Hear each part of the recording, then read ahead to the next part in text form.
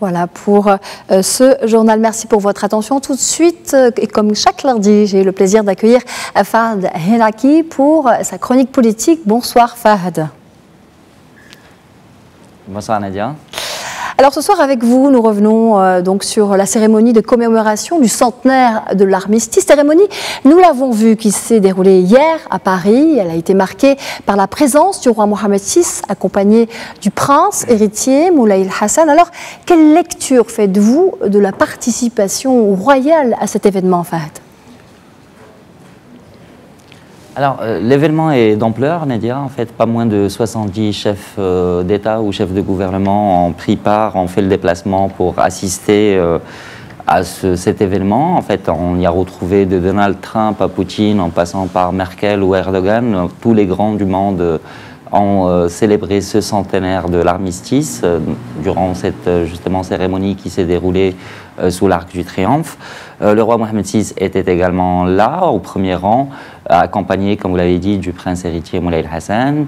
Ils ont pris part au déjeuner qui s'est tenu par la suite à l'Élysée avec tous ses dirigeants en monde. En fait, cette présence royale est à la hauteur de l'événement, en fait, et c'est quand même...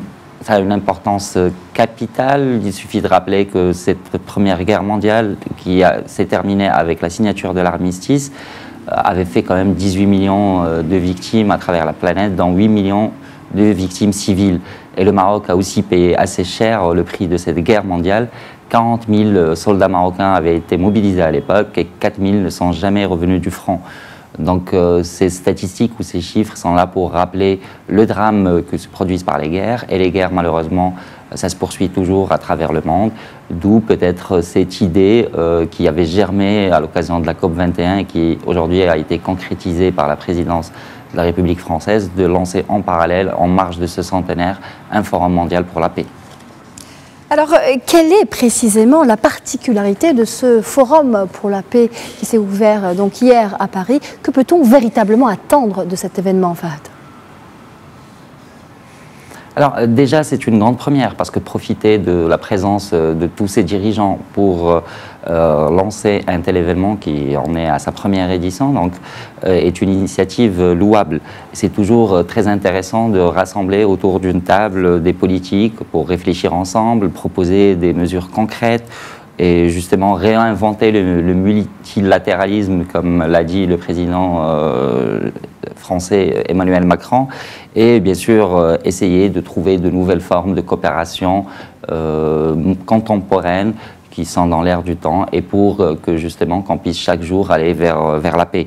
Donc maintenant, pour les attentes, malheureusement, il ne va pas falloir s'attendre grand-chose. Il n'y a pas de quoi être optimiste parce que quand on voit que, par exemple, cette réunion a été snobée par le président américain Donald Trump, on peut difficilement imaginer de trouver vraiment ou aboutir à des mesures concrètes pour la paix quand il y a la première puissance mondiale militaire qui est en dehors des débats.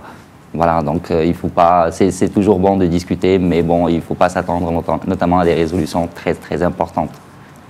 Un forum snobé par les États-Unis, vous venez de le dire, Fahd. Alors ce n'est pas la première fois que Washington prend ses distances vis-à-vis de la communauté internationale. Nous l'avons vu, par exemple, pour l'accord de Paris sur le climat.